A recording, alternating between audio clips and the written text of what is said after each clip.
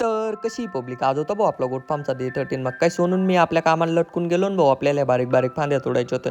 सोनू तेवढ्यात म्हणे चल म्हणे जेवण करून घेऊ. मग काय डायरेक्ट जेवणाला बसून घेतलं. जेवण बिवण झालं आणि सोनून मी वापस आपल्या कामाला लटकून गेलो. आपल्याला बारीक बारीकच फांद्या तोडायचे होते. तेवढ्याच सोनू म्हणे चल म्हणते आता टोकर ओढू. मग काय थोडं टोकर सोनू निवडले आणि थोडे मी निवडले. टोकर बिकड तोडून झाले तेवढ्यात मग काय आपल्याला आता नीलगर तोडायला जायचं होतं. मग कुऱ्हाड आणि दोरी घेऊन डायरेक्ट नीलगरीच्या झाडाकडे आलो.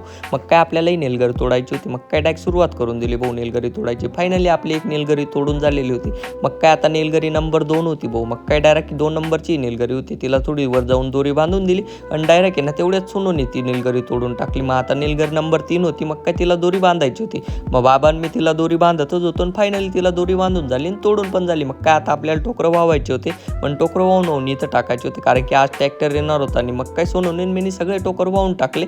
आणि भाऊ आता आपण काय झालं माहिती आहे का ट्रॅक्टरचं वेट करत बसलो. फायनली भाऊ ट्रॅक्टर येऊन गेला. मग काय सगळं साहित्य ट्रॅक्टरमध्ये भरलं. आता भेटू